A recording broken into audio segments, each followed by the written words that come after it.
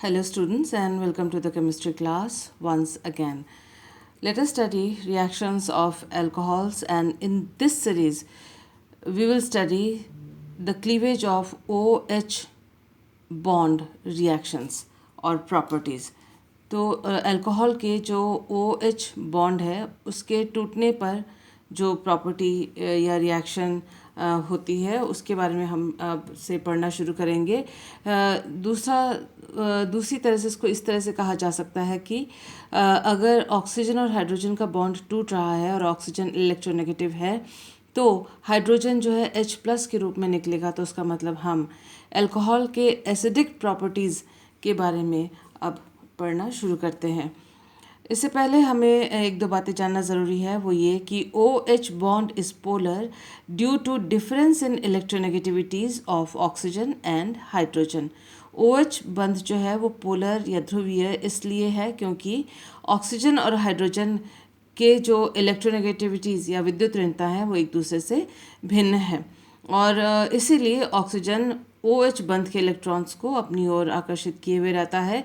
तो यहाँ delta plus और यहाँ डेल्टा माइनस चार्ज, हाइड्रोजन पे डेल्टा माइनस चार्ज आता है। दूसरी बात यह है कि as the number of alkyl groups on carbon atom increases, जैसे जैसे कार्बन पर जो है एल्काइल समूहों की संख्या बढ़ती जाती है, जैसे यहाँ पर 1, 2 और 3 जैसे जैसे बढ़ती जाती है, the electron density on oxygen atom increases, उसी तरह से ऑक्सीजन पर इलेक्ट्रॉन का घनत्व भी बढ़ता जाता है। Due to +I effect of R groups and tendency of cleavage of OH bond decreases.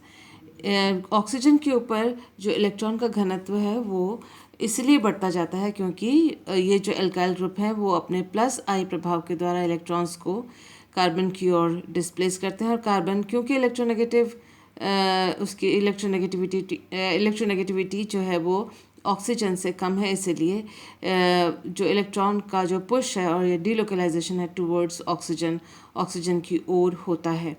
तो यहाँ देखिए जैसे जैसे एल्काइल समूहों की संख्या बढ़ेगी, जैसे जैसे एल्काइल समूहों की संख्या बढ़ेगी वैसे वैसे ऑक्सीजन के ऊपर +I के द्वारा इलेक्ट्रॉन का घनत्व बढ़ेगा। इसलिए ऐसी स्थिति में ऑक्सीजन हाइड्रोजन जो इन दोनों के बीच में जो बंध है उसके इलेक्ट्रॉन्स अपनी ओर उतनी ज़्यादा प्रबलता से आकर्षित या अट्रैक्ट नहीं करेगा। So oxygen will not attract the covalent bond electrons towards itself due to +I effect of alkyl groups. तो इस वजह से due to this the OH bond is not as weak in this case as it will be weak in RCH2OH। तो यानी ये OH bond जो है वो उतना वीक नहीं होगा इस केस में R3COH में जितना कि वो OH बॉन्ड कमज़ोर या दुर्बल होगा RCH2OH में, जहाँ एक एल्काइल ग्रुप कार्बन से जुड़ा हुआ है। तो उसका मतलब ये है कि अगर ये दुर्बल नहीं है तो ये बंध दुर्बल नहीं है तो इसके टूटने का चांस या प्रोबेबिलिटी या पॉसिबिलिटी संभावना कम होगी, यानी इस OH बॉन्ड के टूटने की संभावना सबसे ज़्यादा होगी, इजीली ब्रेक हो सकेगा because this bond is week. और यहाँ पर इलेक्ट्रॉन्स की कमी थोड़ी पूरी हो गई है, यहाँ इलेक्ट्रॉन्स पुश हो रहे हैं +I प्रभाव के द्वारा, इलेक्ट्रॉन का घनत्व यहाँ ज़्यादा है, ये इससे कम दुर्बल होगा या ज़्यादा स्ट्रॉन्ग होगा, तो इसके OH बॉन्ड के टूटने की चांसेस या संभावना कम होगी, और सबसे कम संभावना इस OH बॉन्ड के टूटने की होगी because covalent electron pair is nearest to H।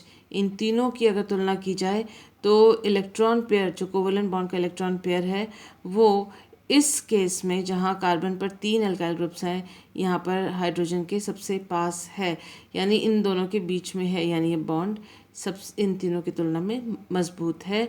तो OH बॉन्ड के फिशन की का टेंडेंसी, फिशन का ट्रेंड या फिशन का क्रम, फिशन यानी टूटने का क्रम जो है इस प्रकार से है जो आप अपनी स्क्रीन पे देख रहे हैं।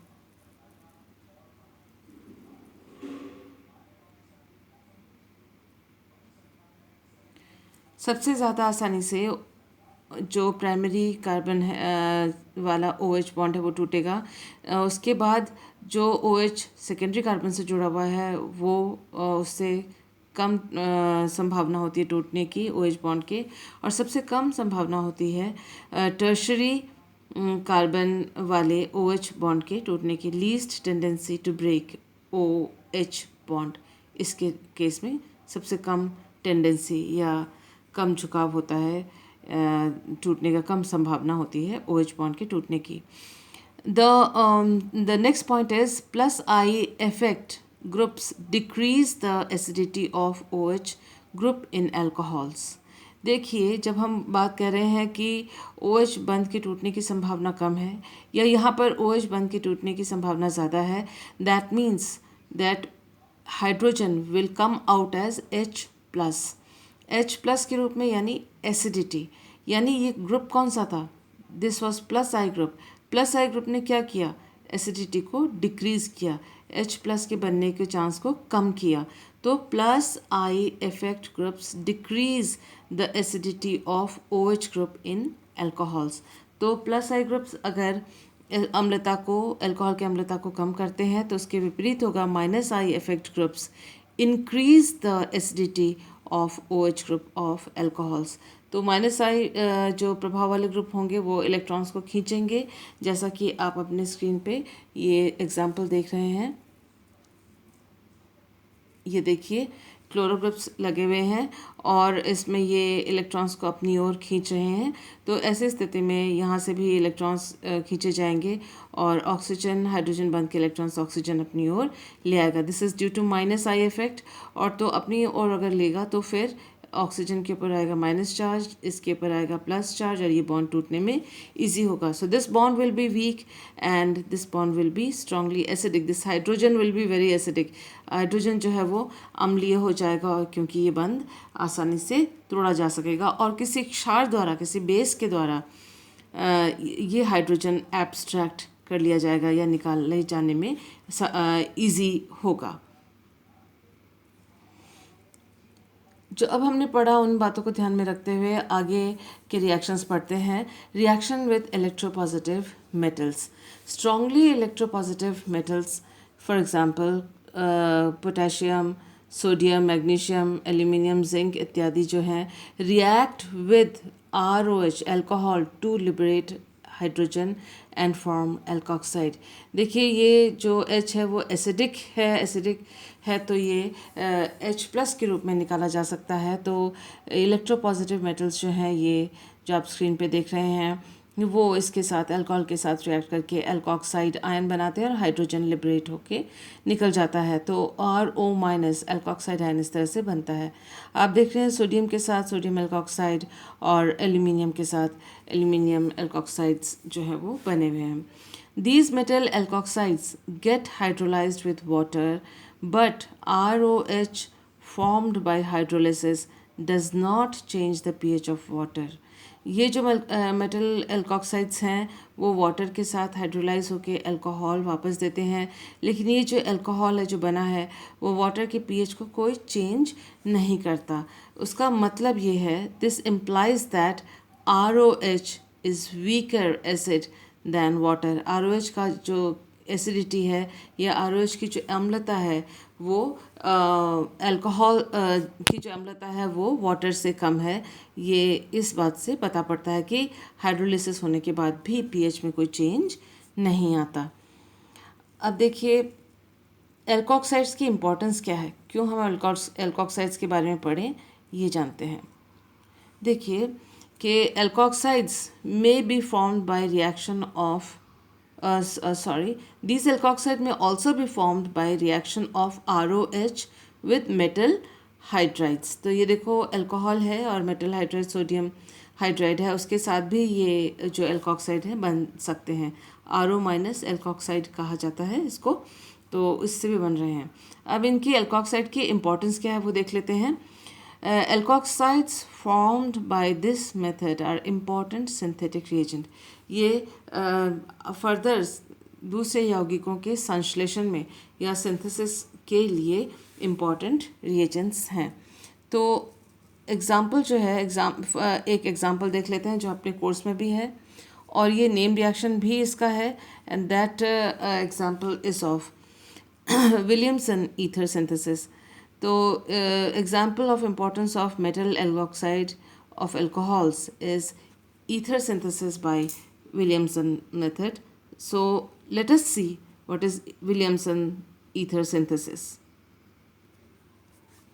विलियमसन ईथर सिंथेसिस 1851 में इसको दिया गया था। बहुत पुराना मेथड है और आज भी विलियमसन ईथर सिंथेसिस के द्वारा ईथर को अच्छी तरह से सिंथेसिस किया जाता है, बिकॉज ये जो एक बहुत सिंपल सा मेथड है और बहुत आसानी से ईथर इससे बन सकता है। This is an SN2 reaction between RO minus, that is alkoxide ion, and alkyl halide, और अल्काइल सल्फोनेट और alkyl sulphate to yield ether. ये नेम रिएक्शन है जो आप ईथर के टॉपिक में पढ़ेंगे और ये एग्ज़ाम्स में पूछा जाता है, लेकिन यहाँ पर अल्कोहल में हम इसको एज एन एग्ज़ाम्पल पढ़ रहे हैं इम्पोर्टेंस ऑफ एल्कोक्साइड आयन के लिए। तो ये देखिए कि सबस्ट्रेट जिस पर रिएक्शन हो रहा है वो अल्काइल हैलाइड हो सकता है, सल्फोनेट हो सकता है, सल्फेट हो सकता है, और हम इसका रिएक्शन जब एल्कोक्साइड आयन के साथ किया जाएगा तो ईथर मिलेगा, और मैकेनिज़्म है SN2।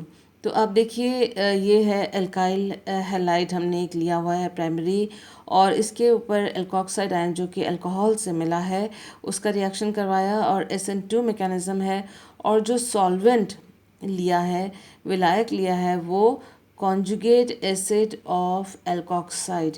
तो ये जो एल्कोक्साइड आयन है इसका जो कॉन्जुगेट एसिड तो अल्कोहल ही होगा, तो उसी अल्कोहल को सॉल्वेंट के रूप में यहाँ पर लिया गया है।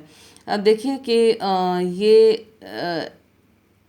ये अल्कोहल ये एल्काइल हैलाइड और ये एल्कोक्साइड, इन दोनों के बीच में रिएक्शन हुआ CH3 CH2 then O CH2 CH3 CH3 CH2O CH2 CH3 और NaBr।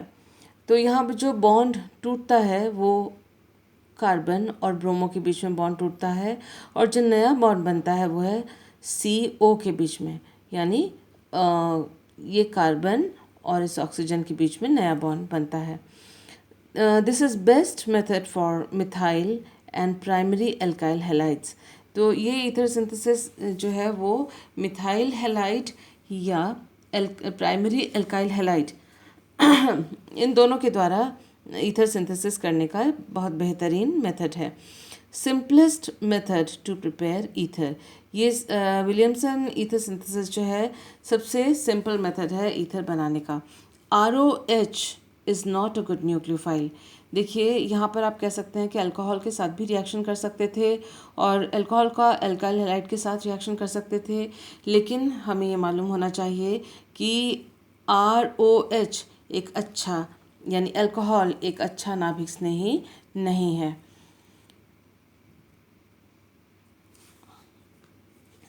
अब देखिए क्योंकि अल्कोहल एक अच्छा नाभिक स्नेही नहीं है, इसलिए उसको RO माइनस में परिवर्तित किया गया, जो कि सोडियम या दूसरे अल्कली मेटल के साथ रिएक्शन करके पाया गया, या सोडियम हाइड्राइड या मेटल हाइड्राइड के साथ एल्कोक्साइड अल्कोहल के साथ रिएक्शन करके एल्कोक्साइड आयन पाया गया।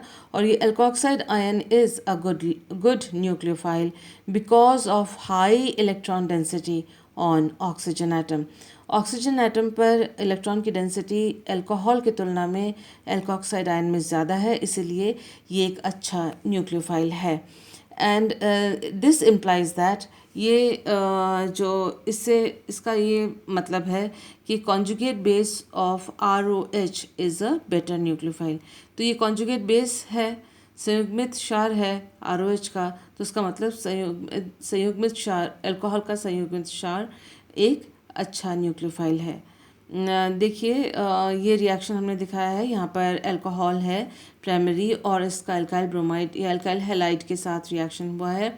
Because this is not a good nucleophile, ये अच्छा न्यूक्लियोफाइल नहीं है, इसलिए ये रिएक्शन बहुत स्लो है, वेरी स्लो, और ईथर बनता तो है लेकिन लब्धि ईल्ड इसकी कम होगी और रिएक्शन स्लो होगा। जब हमने एल्कोक्साइड आयन लिया यानी अल्कोहल से एल्कोक्साइड आयन प्राप्त किया या बनाया, उसके बाद ये एक अच्छा न्यूक्लियोफाइल होता है और फिर सेम सबस्ट्रेट सेम हैलाइड के साथ रिएक्शन जो है वो फास्ट होगी और ईल्ड या लब्धि भी ज़्यादा होगी। यहाँ पर एक और चीज़ का हमें पता होना ज़रूरी है, वो है स्टेरिक फैक्टर। हम जानते हैं जो मैकेनिज़्म है यहाँ पर वो SN2 मैकेनिज़्म है। SN2 मैकेनिज़्म यानी बैक साइड अटैक है। तो उसका मतलब ये है कि ये जो RO माइनस है वो इधर से आक्रमण करेगा और इधर से Br अपने इलेक्ट्रॉन्स को लेकर चला जाएगा। देखिए ये जो SN2 रिएक्शन है उसको आप इस तरह से दिखा सकते हैं कि ये ऑक्सीजन अपने लोन जो इलेक्ट्रॉन पेयर है उसके साथ इस CH2 के ऊपर इसने आक्रमण किया बैक साइड से और Br अपने कार्बन ब्रोमो बॉन्ड के इलेक्ट्रॉन्स को लेके निकला। तो एक संक्रमण अवस्था जो SN2 रिएक्शन में बनती है वो इस तरह से बनेगी CH3CH2O, ये यहाँ पर है ही, और इस ऑक्सीजन ने CH2 के साथ बॉन्ड बनाया और CH2 और ब्रोमो का बॉन्ड टूटने को है और ये CH2 और ये CH3 आयन के बीच में बॉन्ड बना। तो इस तरह से आप इसको फिर यहाँ से ये जो है प्रोडक्ट में प्राप्त हुआ। अपनी जब नोट्स आप बनाएंगे तो उसके अंदर एक इसको अच्छी तरह से इसको दिखा सकते हैं और ये Br माइनस, यहाँ एक चीज़ और लिख सकते हैं दैट इज़ SN2 मैकेनिज़्म, ताकि ये ट्रांजिशन स्टेट जो है वो बनता है। जब भी SN2 रिएक्शन होता है तो स्टेरिक फैक्टर जो है वो बहुत इम्पॉर्टेंट होता है कि क्योंकि एक समय में देखिए कार्बन जो ये वाला कार्बन है इससे एक नया ग्रुप जुड़ रहा है और एक और ग्रुप निकल रहा है। यहाँ पर CH2 है, CH2 ने CH3 के साथ बॉन्ड बनाया है तो यानी 3 बॉन्ड, ये चौथा बॉन्ड और ये 5वां बॉन्ड, यानी सेंट्रल कार्बन के चारों तरफ 5 ग्रुप्स होने की वजह से यहाँ पर स्टेरिक हिंडरेंस या त्रिविम बाधा होती है। तो SN2 reaction is slowed down और does not occur with sterically hindered substrate. तो ऐसा अगर कोई सबस्ट्रेट मॉलिक्यूल है जिसमें यहाँ पर त्रिविम बाधा है, ये तो प्राइमरी है, यानी सेकेंडरी या टर्शरी अगर सबस्ट्रेट होता तो SN2 रिएक्शन या तो स्लो हो जाएगा या तो फिर नहीं होगा। आइए देखते हैं किस प्रकार से। देखिए जो प्राइमरी अल्काइल हैलाइड है वो फास्ट रिएक्ट करेगा और एस्टर आसानी से देगा। सेकेंडरी अल्काइल हैलाइड जो है वो स्लो रिएक्ट करेगा और एस्टर धीमी गति से या कम मात्रा में देगा। टर्शरी अल्काइल हैलाइड जो है वो इट विल शो एलिमिनेशन, ये एलिमिनेशन रिएक्शन दिखाएगा और दो ग्रुप्स इसमें से एक और ग्रुप इसमें से अल्काइल हैलाइड में से निकल कर डबल बॉन्ड एल्कीन बनाएगा। और जबकि टर्शरी अल्काइल हैलाइड जो है वो SN2 रिएक्शन या ईथर फॉर्मेशन प्रदर्शित नहीं करता है। इसके अलावा sterically hindered alkoxide show slow SN2 ether formation due to steric hindrance. हम तो ये अल्काइल हैलाइड सबस्ट्रेट की बात कर रहे हैं, लेकिन अगर एल्कोक्साइड में ही स्टेरिक हिंडरेंस है, जैसे आप देख रहे हैं कि ये एल्कोक्साइड आयन है और इसका जो साइज़ जो है वो बड़ा इसलिए क्योंकि इस कार्बन पर 3 अल्काइल ग्रुप्स जुड़े हुए हैं और उसके ऊपर ये टर्शरी अल्कोहल से मिला है ये एल्कोक्साइड आयन, और ये प्राइमरी अल्काइल हैलाइड है। प्राइमरी अल्काइल हैलाइड है और सॉल्वेंट हम हमेशा उसी जिसका एल्कोक्साइड होता है उसी अल्कोहल को सॉल्वेंट के रूप में लेते हैं। तो इसके बावजूद जो है ये रिएक्शन स्लो है क्योंकि यहाँ त्रिविम बाधा ज़्यादा है और ये SN2 रिएक्शन मैकेनिज़्म है। ये जो टर्शरी जो एल्कोक्साइड है वह CH3I जो कि एल्काइल हैलाइड है के साथ हीट करने पर अक्सर एलिमिनेशन या विलोपन अभिक्रिया के द्वारा एल्कीन देता है और ये जो ईथर बनने का जो अमाउंट है, लब्धि है, वो कम होती है। If polar aprotic solvents for example DMSO और एसिटोनाइट्राइल आर यूज्ड, अगर पोलर ध्रुवीय एप्रोटिक यानी जिनमें प्रोटॉन नहीं है ऐसे सॉल्वेंट्स का हमने जैसे DMSO या एसिटोनाइट्राइल का इस्तेमाल किया तो SN2 रिएक्शन जो है वो फेवर्ड या आसानी से होगा। बट ऑन हीटिंग, लेकिन अगर हम गर्म करेंगे E2 will be predominating reaction. E2 will predominate. तो E2 एलिमिनेशन जो है वो डोमिनेट करेगा एलिमिनेशन रिएक्शन, ना कि SN2 गर्म करने पर ही। देखिए एग्जांपल है आपके, ये प्राइमरी अल्कोहल है, प्राइमरी अल्कोहल से एल्कोक्साइड आयन मिला हुआ है और इसके अंदर सेकेंडरी जो है वो हैलाइड लिया है सबस्ट्रेट के रूप में और DMSO सॉल्वेंट यूज़ किया है, एप्रोटिक सॉल्वेंट, और इस तरह से ईथर बना। ये वाला हिस्सा जो है हैलाइड सा है जिसको हमने रेड कलर से दिखाया है, और दूसरा ये C डबल बॉन्ड C और CH3, ये CH2 CH3 एल्कीन बना। इसी तरह से एल्कीन बनने के चांसेस हैं। इसी तरह से अगर हमने DMSO लिया है और टर्शरी हैलाइड लिया है तो आप देखें कि ये जो ईथर इससे बनने वाला था वो नहीं बनेगा और केवल एलिमिनेशन E2 के द्वारा एल्कीन ही बनेगा। तो सेकेंडरी जो हैलाइड सबस्ट्रेट हैं वो ईथर और एल्कीन दोनों देते हैं, जबकि जो टर्शरी हैलाइड सबस्ट्रेट्स हैं वो ईथर बिल्कुल नहीं देते और एलिमिनेशन देते हैं, जो कि हमने सबसे पहले आपको बता दिया था। उम्मीद है कि आपको विलियमसन ईथर सिंथेसिस और एसिडिटी ऑफ अल्कोहल के बारे में जो बातें इस वीडियो में बताई हैं वो समझ में आई होंगी। अगर कोई प्रॉब्लम हो तो आप मुझे पर्सनली व्हाट्सएप कर सकते हैं। Thank you for being with me.